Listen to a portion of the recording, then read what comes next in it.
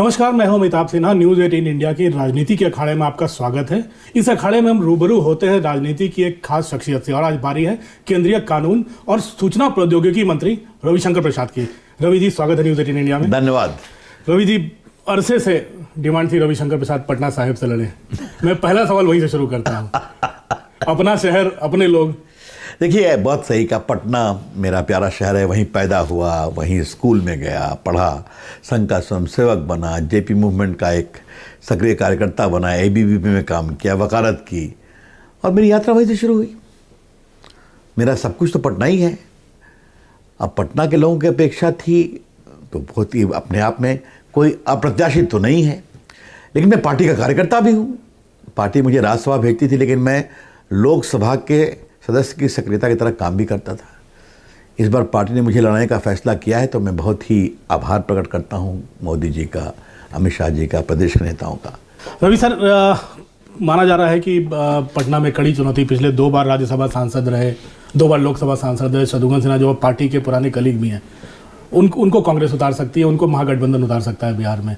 कितनी चुनौती मान रहे हैं आप? क्योंकि पटना तो ट्रेडिशनली बीजेपी के 3 एमएलए हैं, दोनों सीट बीजेपी ही जीतती है। देखिए, आप एक बात जान लीजिए, पटना में 6 विधानसभा है, 6 में 5 बीजेपी के लोग हैं।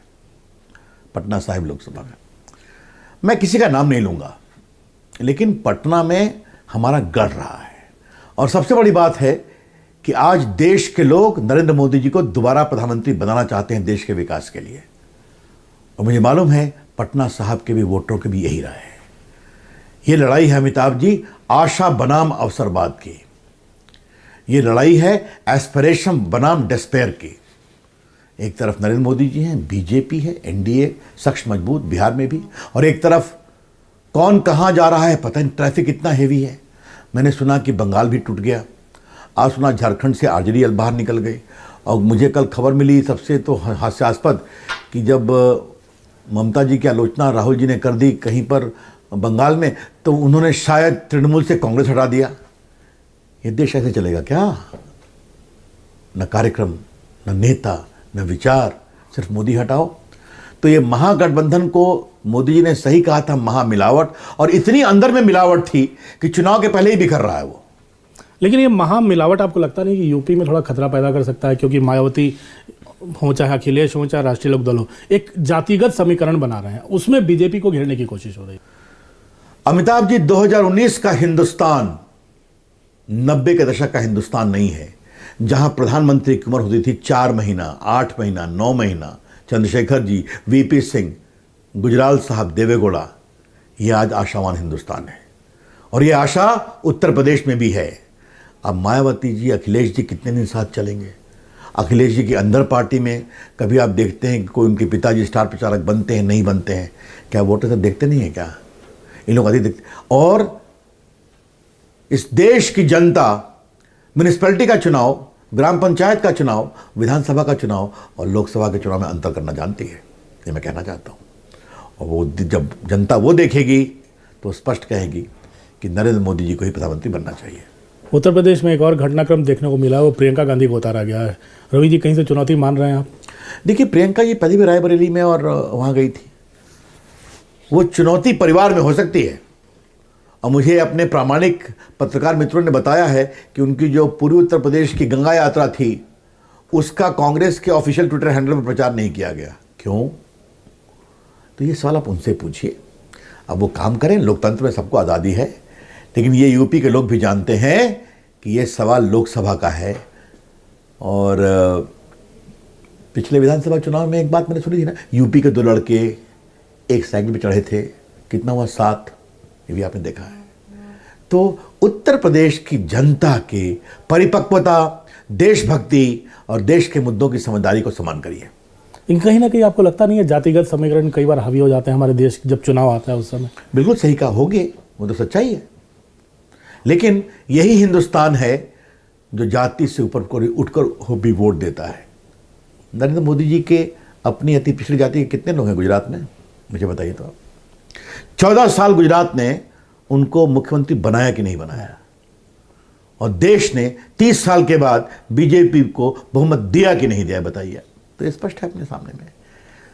अमिताभ जी, देश जागता है, जगाने वाला होना चाहिए। और आज जो दुनिया में भारत की साख है कि आज पाकिस्तान अलग थलग है, इस्लामिक कंट्री भी भारत के साथ हैं, फ्रांस, अमेरिका, इंग्लैंड आज पाकिस्तान के पीछे पड़े हैं कि असद मजूर को हम लोग उसके संपत्ति जब्त करेंगे। तो आप देख रहे हैं ये हमारी सफलता है और भारत दुनिया की एक बड़ी ताकत है। तो इसमें देखा जाए तो बिहार हो चाहे यूपी, इन दोनों जगहों पर महागठबंधन हो चाहे कांग्रेस, सबको लग रहा था कि आप बीजेपी को काफ़ी कम सीटों में लपेट कर रख देंगे, लेकिन अब कांग्रेस अलग लड़ रही है। तो ये त्रिकोणीय संघर्ष होगा, इसमें क्या उम्मीद करते हैं कि बीजेपी उसी तरह से हावी रहेगी कांग्रेस? तो आप मुझे ये बताइए, क्या ये नहीं होना था क्या?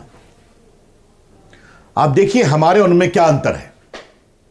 हम बड़ा दिल रखते हैं, अपने एलाइज का सम्मान भी करते हैं, और देखा आपने कि सबको एकोमोडेट किया। आज हमारा एक सख्त एनडीए बना है, जो चाहे तमिलनाडु हो, चाहे नॉर्थ ईस्ट हो, चाहे आपका बिहार हो, चाहे आपका महाराष्ट्र हो। और उनका देखिए, एक साहब दिल्ली में हैं। अमिताभ जी, आप दिल्ली से पढ़े हैं ना? मैं जब पटना से दिल्ली आया करता था तो गाजियाबाद से पहले से दीवारों पर एक नारा पड़ता था, रिश्ते ही रिश्ते मिल तो लें। 27 रैगरपुरा, याद है आपको? करोल बाग याद है? याद है मुझे। क्या है? तो मैरिज ब्यूरो है। आजकल पॉलिटिकल मैरिज ब्यूरो खुला हुआ है। रिश्ते ही रिश्ते मिल तो लें, दिल्ली में मिल लें, दिल्ली नहीं तो हरियाणा में तो कम से कम मिल लें। देश ऐसे नहीं चलता है। आज देश को एक प्रभावी नेता, एक मजबूत प्रधानमंत्री चाहिए, मजबूर नहीं, जो कड़े फैसले लेने की हिम्मत रखता हो। और आज देश में सुरक्षा की बात आएगी तो ये सवाल उठेगा कि 26/11 के बाद एयरफोर्स तैयार थी, उनके जो चीफ ने बाकायदे आप कहा है पब्लिकली, लेकिन परमिशन नहीं मिला। और मोदी जी ने कहा जाओ हम देते हैं, सिर्फ पीओके में मत जाओ, पाकिस्तान को वाइट कश्मीर में, उनके आगे जाओ, आतंकवादी ठिकानों को ध्वस्त करके आओ। तो ये हिम्मत है। लेकिन जवाब दो ब्रिगेड जो है, चाहे किसी भी पार्टी में हो, बालाकोट पर जवाब दो, पुलवामा के शहीदों का जवाब दो, उनके सवाल खत्म नहीं हो रहे हैं। आखिर में सैम पित्रोदा तक सामने आ गए हैं जो राहुल गांधी के सलाहकार हैं। तो जब सवाल ही खत्म नहीं हो रहे हैं तो क्या जवाब देना आपको मुश्किल नहीं हो रहा? हम चाहते हैं उनके सवाल नहीं खत्म हो, जनता उसका जवाब देगी। क्या मतलब है इसका अमिताभ जी? क्या आप सेना की शहादत पर सवाल करेंगे? आप अपनी एयरफोर्स पर बिलीव नहीं करेंगे? हमको लोग छोड़िए, हमारी आपकी बात पॉलिटिक्स चलती रहेगी। एयरफोर्स का चीफ कह रहा है कि हमने मारा है। पूरी दुनिया सवाल नहीं कर रही हमसे, एक देश नहीं कर रहा है जिसके पास अधिक इंटेलिजेंस है, इनपुट, बिकॉज सारे प्रमाण अवेलेबल हैं। अब उनके गुरु भी आ गए, सैम पित्रोदा, भारत की, और वो भारत को न्यूयॉर्क टाइम्स के नज़रिए से देखते हैं, हिंदुस्तान के अखबार और टीवी 18 के चैनल से नहीं देखते हैं। तो उनको मुबारक है। तो हम चाहते हैं कपिल सिब्बल, सैम पित्रोदा, दिग्विजय सिंह, ऐसे तमाम लोग जो हैं ना, ये लोग बोलते रहें। ये जितना बोलते हैं उतना ही अच्छा है। इसका मतलब तो साफ है कि अब राष्ट्रवादी मुद्दा भारी रहेगा। वो भी मुद्दा रहेगा। हमारा काम भारत की बढ़ती साख, भारत की आर्थिक प्रगति, 9 करोड़ लोगों को उज्ज्वला योजना, आयुष्मान भारत, 50 करोड़ लोगों को हमने दिया 5 लाख रुपया, डिजिटल इंडिया के माध्यम से, कॉमन सर्विस सेंटर के माध्यम से जो देश में हमने डिजिटल क्रांति की है, ये भी मुद्दा होगा। हाईवे बने हैं, हर गांव में बिजली गई है, ये भी मुद्दा होगा। भारत की दुनिया में बढ़ती साख भी मुद्दा होगा। और भारत का नेतृत्व इतना हिम्मती है कि आतंकवादियों को उनमें घर में घुसकर मारने की हिम्मत है, ये भी होगा। जो सवाल उठाएंगे तो राष्ट्रीय सुरक्षा को ले आएंगे। तो फिर ये सवाल भी आएगा कि आपको पाकिस्तान में अपने चेहरे को टीवी पर देखने की इतनी क्यों उत्सुकता रहती है? ये सवाल आएगा ना। जब जब आप सवाल उठाएंगे भारत की सेना पर, तो मुझे याद है अहमद शाह जो कसूरी हैं, उनके विदेश मंत्री, उनका वक्तव्य था कि भारत और पाकिस्तान में क्या फ़र्क है, कि पाकिस्तान के सारे सियासी दल इमरान खान के साथ हैं, भी हिंदुस्तान में मोदी जी के साथ नहीं है। तो अच्छी बात है, हमारी विरोधी पार्टियों को पाकिस्तान से सर्टिफिकेट मिले, हम क्या कर सकते हैं? ये जितना मिलेगा, राष्ट्रवाद का मुद्दा, देशभक्ति का मुद्दा और राष्ट्रीय सुरक्षा का मुद्दा उतना ही महत्वपूर्ण विषय बनेगा। रवि जी, विपक्ष भी बार बार यही कह रहा है कि जब भी बीजेपी किसी मुश्किल में रहती है या नेगेटिव कैंपेन करती है तो यही कहती है कि जब विपक्ष जीतेगा तो पाकिस्तान में तालियां बजेंगी, पटाखे चलेंगे। तो क्या ये नेगेटिव कैंपेन मानते हैं आप? बिल्कुल नहीं। क्या हमने उनको कहा था कि पुलवामा के शहीदों पर यह सवाल उठाओ कि ये भाजपा ने करवाया है? ये किसने कहा था? सबूत क्या? ओसामा बिन लादेन को मारा था अमेरिका ने, तो पूरी दुनिया ने सबूत मांगा था उनसे कि कहाँ उनको समुद्र में डाला आपने, मुझे सबूत दो। एक तो तस्वीर आपके भी टीवी पर नहीं देखा था हमने। ये सवाल भारत में ही क्यों उठता है? और ये कहना कि हम सत्ता में आएंगे तो पूरे मामले की इंक्वायरी कराएंगे, तो इसका मतलब पूरे हमारे सुरक्षा बल झूठ बोल रहे हैं क्या? ये है बड़े सवाल। तो सबूत राहुल गांधी जी आपको और आपकी टीम को अब देश की जनता देगी। रवि सर, इसमें एक और सवाल उठता है कि चौकीदार हम देश का हर आदमी, हर नागरिक एक चौकीदार है। आप लोगों ने एक कैंपेन चलाया, प्रधानमंत्री ने शुरुआत की, तो एक इसको इस तरह से माना नहीं जा सकता कि इस चौकीदार की बात करके आप कहीं ना कहीं उन मुद्दों की याद दिला रहे हैं जो राहुल गांधी उठा रहे थे? चौकीदार चोर है। बिल्कुल बिल्कुल। आपने अपने राजनीतिक फायदे के लिए चौकीदार संस्था पर सवाल खड़े किया। आज मोदी जी ने देश को जितना आगे बढ़ाया है, मैं तो दावे से कहूंगा आपके चैनल पर कि हमें एक व्यक्ति बुलाइए, बताइए जो ये कहे कि हमने केंद्र सरकार के किसी मंत्री को घूस दिया हो या सेक्रेटरी को घूस दिया, बताइए हमें। अब आपके यहाँ क्या चलता था? तो दिक्कत क्या है कि उनको अपने दिनों की इतनी याद आती है ना, इसमें हम क्या कर सकते हैं। उसी में कुछ मुद्दा मिले, अब सुप्रीम कोर्ट की बात नहीं मानते हैं। और आज मैं फिर कहूंगा, अगर राफेल ऐसा मजबूत जहाज होता तो भारत की एयरफोर्स को अंदर जाके मार करने की जरूरत नहीं पड़ती, भारत के अंदर की सीमा से ही उसको हम ध्वस्त कर दिए होते हैं। लेकिन अब तो सारी बातें सामने आ रही हैं कि राहुल गांधी के संबंध उन तमाम अपने बहनोई के थ्रू या बाकी के थ्रू रहे हैं जो राफेल के विरोधियों के पक्ष में लॉबिंग कर रहे थे। तो बात निकलेगी तो बहुत दूर तक जाएगी, मैं कहना चाहता हूं, और देश के सामने सब कुछ आएगा। इसी में भ्रष्टाचार का मुद्दा हो तो वाड्रा परिवार से लगातार पूछताछ जारी है। रॉबर्ट वाड्रा जा रहे हैं, कई सवालों के जवाब देते हैं, नहीं लेते। प्रियंका गांधी, राहुल गांधी उनके बार बार बचाव कर रहे हैं। तो पूरा का पूरा परिवार इन तमाम भ्रष्टाचार में तो उनके बचाव में खड़ा हो गया वाड्रा के। तो हमने तो कहा था कि 7 लाख रुपया लगा करके 2 साल में 700 करोड़ की संपत्ति बना लीजिए, ये हमने कहा था क्या? तो वाड्रा मॉडल ऑफ डेवलपमेंट चर्चा में आएगा ना। ये क्या है कि वाड्रा की कंपनी एक ही व्यक्ति पाहवा से सारे ज़मीन खरीदती है और उसी को बेचती है, और वही नहीं, राहुल गांधी भी और प्रियंका जी भी। ये क्या मामला है?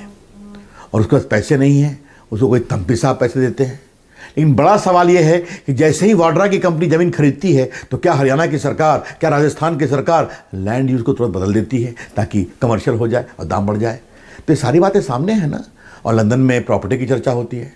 तो आज ये सवाल पूछे जा रहे हैं, तो इससे घबराते क्यों हैं? कहीं इसमें लगता नहीं है कि कई ऐसे मुद्दे थे जो पीछे छूटते जा रहे हैं? जैसे आपने ट्रिपल तलाक शुरू किया था, वो कहीं सुनने में नहीं आ रहा है। राम मंदिर, आप रामलला के वकील रहे हैं, राम मंदिर एक बार फिर से सुप्रीम कोर्ट के चलते चुनाव के बाद तक के लिए टल गया है। तो ये सब मुद्दे जो आपके कैडर को पसंद थे, जो आपके कमिटेड वोट बैंक को पसंद थे, वो कहीं ना कहीं पीछे छूट गए। बिल्कुल नहीं, ट्रिपल तलाक है और हमने उसको ऑर्डिनेंस से जीवित रखा है। और विषय ये बनेगा कि दुनिया के 22 इस्लामिक मुल्कों ने 3 तलाक को नियंत्रित किया, जिसमें पाकिस्तान, अफगानिस्तान, बांग्लादेश भी है। हिंदुस्तान में क्यों नहीं? और कांग्रेस पार्टी उसका क्यों विरोध करती है राज्यसभा में, जबकि उसकी 2 नेता बड़ी नेत्रियां हैं, महिलाएं हैं, सोनिया जी और प्रियंका जी। तो शाहबानों का जो माइंडसेट था अमिताभ जी, साराबानों में 3 तलाक में भी वो वही है। यह है कांग्रेस पार्टी की अपीसमेंट पॉलिटिक्स, जिसमें महिलाओं के हित, तलाक तलाक तलाक, रोटी जल गई तो तलाक, क्या मतलब है इसका? तो ये चर्चा रहेगी, बिल्कुल होगी। राम मंदिर का सवाल है, हमारी पूरी इच्छा है कि राम मंदिर बनना चाहिए, भव्य बनना चाहिए। हमारी अपेक्षा होगी सुप्रीम कोर्ट जल्दी सुनवाई करे। ये 70 साल पुराना डिस्प्यूट है और हमने संवैधानिक मर्यादा की बात की है। अब वो गए मीडिएशन में, पक्षों ने उसका विरोध किया था। हम उम्मीद करेंगे कि इस बारे में जल्दी कार्रवाई होनी चाहिए। और आपने कहा कि मैं उसका वकील था, हाँ हम जीते हैं। इतने अधिक संख्या में साक्ष्य और सबूत हैं कि बहुत ही प्रभावी बहस हो सकती है। हमारा संकल्प है एक भव्य राम मंदिर बने और बनेगा। एक और है सवाल राहुल गांधी पर, रवि सर, कि राहुल, कांग्रेस की एक आदत है, चुनाव जब भी आता है फ्री सोप्स देने लगती है। फ्री में बिजली की बात, कर्ज माफ़ी की बात आपने 3 राज्यों के विधानसभा चुनाव में भी देखा होगा। आज फिर राहुल गांधी ने फिर से एक बड़ा ऐलान कर दिया, आपने देखा भी होगा उसको। तो ये मुश्किल नहीं होती है बीजेपी के लिए जनता को समझा पाना? जनता कहेगी नहीं कि कांग्रेस मुफ्त का दे रही है बीजेपी? बिल्कुल नहीं, बिल्कुल नहीं। दिन में हवाई किला बनाकर दिन में सपने देने पर कहां पाबंदी है? 55 साल राज किया आपने, तो गरीबों की हालत क्यों रखी कि आज आपको देने इवन दावा करना पड़ रहा है? याद करिए, इनकी दादी जी थी ना, गरीबी हटाएंगे, गरीबी हटाओ दिया नारे की बात की थी। तो राहुल जी पहले जवाब अब ये दीजिए कि गरीबी हटाओ का आपने क्या किया जो कांग्रेस ने, क्या आज आपको ये घोषणा करनी पड़ रही है? और राहुल गांधी तो घोषणा वाले भयंकर नेता हैं, बड़े जोरदार नेता हैं। क्या कर्नाटका में कांग्रेस के राज में किसानों के कर्ज माफ़ हुए? क्या मध्य प्रदेश में, आप तो वहाँ काफ़ी घूमने गए थे, अभी तक कर्ज माफ़ हुए हैं? तो खाली हवाई नारेबाजी पर नहीं। और देखिए हम लोग का अगर कहा 12,000 देंगे हर साल, तो आज उनके अकाउंट में पैसे पहुंच गए और कांग्रेस के प्रदेश के लोग उसका विरोध कर रहे हैं, लिस्ट नहीं भेज रहे हैं। अगर आयुष्मान भारत में 50 करोड़ गरीबों को देना है 5 लाख रुपए हर साल, तो 2 करोड़ लोगों को दे प्रक्रिया तेज चल रही है। कौन से प्रदेश विरोध कर रहे हैं? छत्तीसगढ़, राजस्थान जो कांग्रेसी राज्य हैं, और दिल्ली। तो ऐसे होता है क्या? आप उससे और दे दीजिए अधिक। तो दिवा स्वप्न दिखाने में कांग्रेस पार्टी बहुत मास्टर है। और फिर कहूंगा, राहुल गांधी, इस घोषणा के पहले यह बताइए कि 71 के आपकी दादी जी के गरीबी हटाओ नारे का क्या हुआ? आप लोगों का एक लक्ष्य था 22 करोड़ लाभार्थियों तक पहुंचना। एक महीने पहले अमित शाह ने लक्ष्य रखा था। क्या उन लाभार्थियों तक पार्टी पहुंची? बिल्कुल। मुद्रा योजना में हमने लगभग 14 करोड़ लोगों को 7.5 लाख करोड़ रुपए दिए हैं, जिसमें 4.5 करोड़ लाभार्थी पहले वाले हैं, उनको जीवन का यापन का अवसर मिला है। बाकी SC ST OBC माइनॉरिटीज़ हैं, उनके यहाँ पहुँच रहे हैं।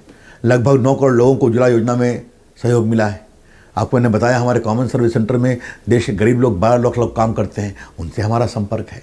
और बाकी हमने लगभग 1.25 करोड़ लोगों को आवास योजना में आवास दिया है, उनसे हमारा संपर्क हो रहा है। एक आपके दर्शकों के लिए जानना जरूरी है कि आज़ाद भारत में 15 अगस्त 1947 से लेकर 26 मई 2014 तक देश के गाँव में 6.25 करोड़ शौचालय बने थे। हमारी सरकार के 5 साल में 10 करोड़ बने हैं।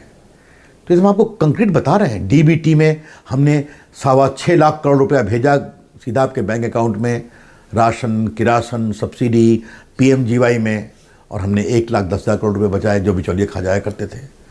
तो ये सब काम तो हमने, और बाकी किसानों के लिए राइट टू फूड में इतना काम, और बाकी जो इरिगेशन में, और बाकी जो 75,000 करोड़ किसानों के अकाउंट में दे रहे हैं, तो ये हम काम करके दिखाते हैं।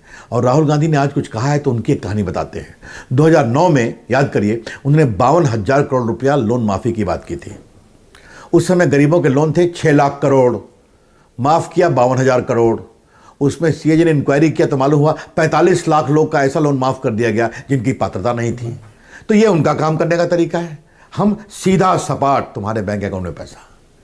तो ये देश की जनता देख रही है कि दिखावे की बात कांग्रेस पार्टी करती रही है, और नरेंद्र मोदी एक गरीब परिवार में पैदा हुआ नेता आज देश को बदल रहा है।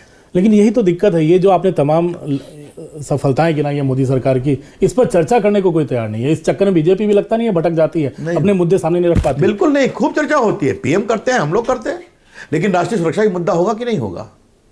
अगर आप शहादत पर सवाल करेंगे, अगर आप सेना के मनोबल को कमजोर करने की बात करेंगे, अगर आप सेना के अध्यक्ष पर कांग्रेस के नेताओं ने क्या क्या टिप्पणी की थी, मैं बताऊं आपके सामने क्या? मुझे शर्म आती है बताते हुए। भारत की सेना, देखिए अमिताभ जी, देश के लिए जीते तो हम सब लोग हैं, देश के लिए मरता कौन है? हमारे सैनिक बहादुर, BSF CRPF के जवान, बाकी कश्मीर पुलिस के जवान। तो आप उनकी चिंता नहीं करेंगे तो देश देख रहा है ना। देखा आपने, पुलवामा के शहीद आए थे तो क्या जन-उभार आया था। हाँ, 2 दिन राहुल गांधी चुप थे कि हम सरकार के साथ हैं। 3rd डे से वही बेसुरा राग। तो ऐसा है कि जब राग दरबारी बजता है ना, तो सब सुर वही लगाते हैं। इसलिए मैं फिर कहता हूं, ये जितने सवाल उठ रहे हैं, चाहे वो सैम पित्रोदा हो, कपिल सिब्बल हो, दिग्विजय सिंह हो, ये सारे सवाल राहुल गांधी की शाप उठाए जा रहे हैं। रवि साहब, 2014 में एक वेव थी जिसको लोग मोदी वेव कहते थे। अब जनता भी उस वेव में आई थी, अच्छे दिन आएंगे जैसे नारे लग रहे थे।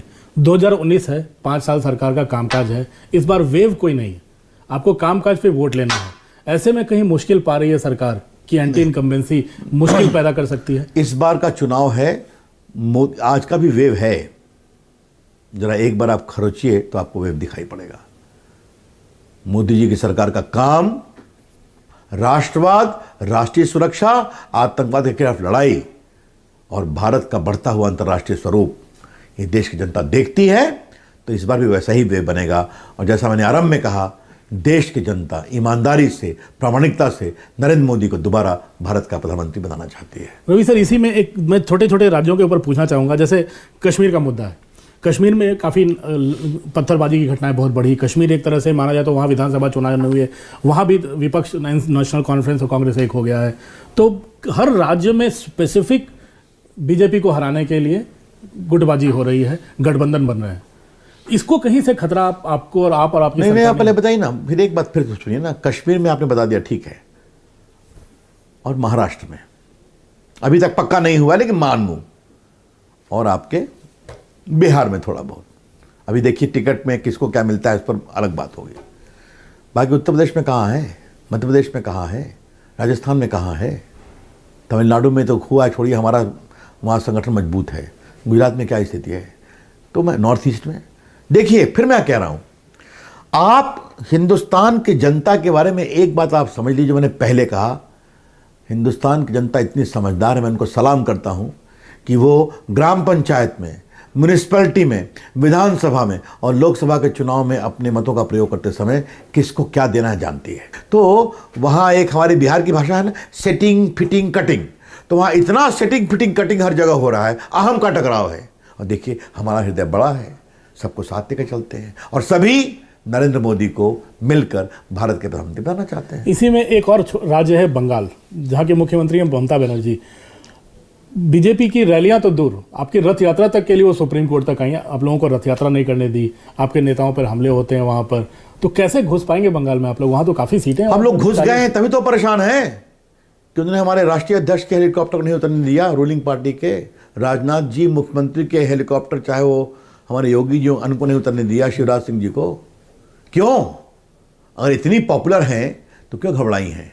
तो बंगाल के लोग बहुत सृजनात्मक होते हैं। याद करिए देश के दोहरे मानदंड कि लोगों को नामांकन नहीं फाइल करने दिया गया, याद है ना, काउंटिंग के वक्त काउंटिंग में स्टैंप मारा गया, और जो हमारे जीते लोग हैं वो आज तक अपने गांव जा नहीं सकते वरना पुलिस पकड़ लेगी।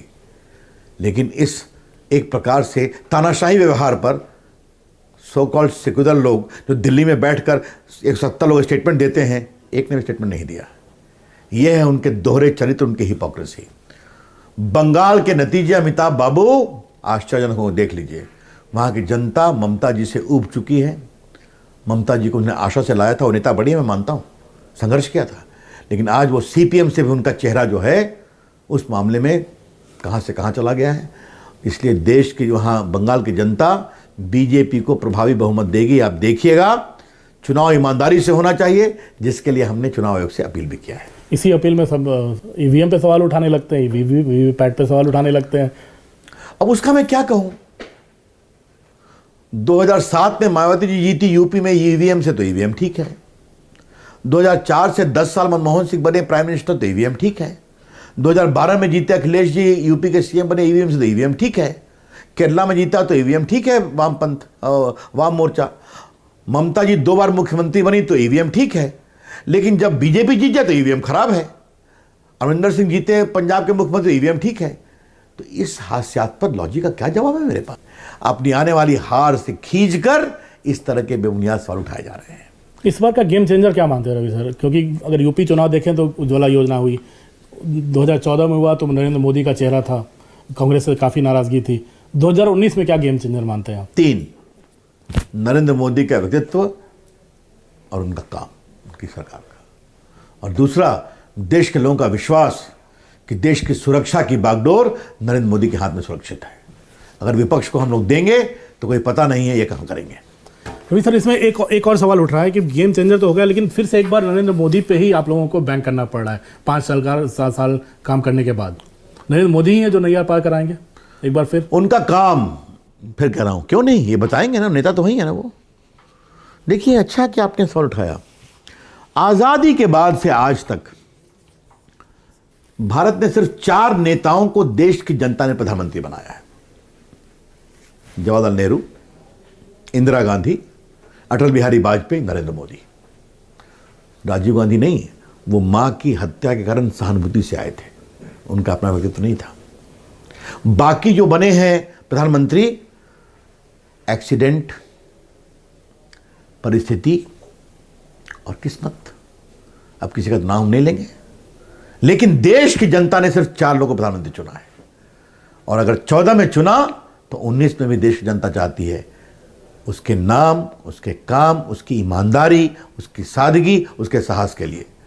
तो इसमें क्या, मुझे बहुत गर्व है कि हमारे नेता नरेंद्र मोदी के समान है। हाँ, होना चाहिए। रवि सर, आप देश के कानून मंत्री रहे 5 साल। अब इसमें एक चीज़ बताइए कि नीरव मोदी हो चाहे विजय मल्ल्या हो, एक बड़ी उम्मीदें थी, आरोप भी लगते रहे कि बीजेपी ने उनको बाहर भागने दिया। अब उन पे वहाँ भी वापसी की तैयारियां शुरू हो गई हैं। क्या वापस आ पाएंगे वो लोग? फिर एक बात समझिए, इन सारों के घपले हुए थे कांग्रेस सरकार में। मनमोहन सिंह को पत्र लिखा था विजय माल्या ने, नीरव मोदी का 11 से चल रहा था। लेकिन हमने कानूनी प्रक्रिया को पालन करते हुए, आपने देखा होगा, सबको पकड़ा और सबके आने की तैयारी हो रही है। एक जेल में है, एक का एक्स्ट्रेडिशन का मामला ओके हो गया है, तो जल्दी आएंगे। अब हम कानून के बिना लेकर के आए तो आप ही कहेंगे आप इस तरह से काम करते हैं। हम कानून के साथ चलेंगे, देश हित में साथ चलेंगे और ये सभी लोग निश्चित आएंगे। और दूसरा सवाल जो देश की जनता बार बार जानना चाह रही है, जो पाकिस्तान में बैठे आका हैं, आतंकवादियों के आका बैठते हैं, मसूद अजहर वगैरह, ये कब? शुरुआत सब हो गई है, देख रहे हैं ना पूरी दुनिया में उनको। और आपने देखा होगा जो हम लोगों ने बालाकोट में किया, तो कुछ बनते बन रहा है क्या? बार बार न्यूक्लियर ब्लैकमेल करते थे ना कि हम न्यूक्लियर पावर हैं, आणविक शक्ति है। क्या हुआ? हिम्मत हमारी बहुत है, सबकी चिंता की जाएगी और हम आतंकवादियों को घुटने टका कर रहेंगे, हमारा पूरा विश्वास है।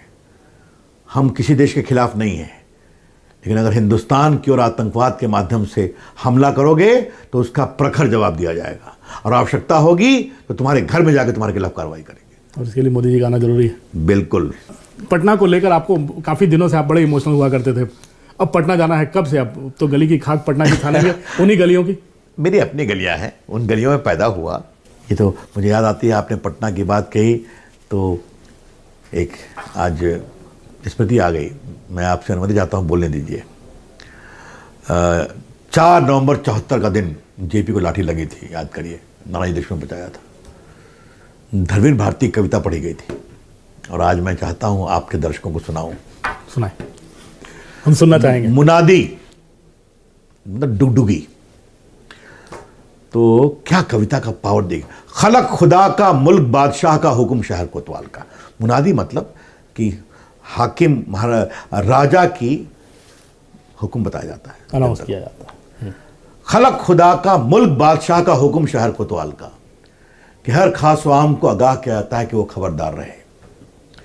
गिरा ले अपनी खिड़कियों के पर्दे और अपने बच्चों को सड़कों पे अकेला न छोड़े, क्योंकि एक 74 बरस का बूढ़ा अपनी कांपती थरथराती आवाज में सड़कों पे सच बोलता हुआ निकल पड़ा है।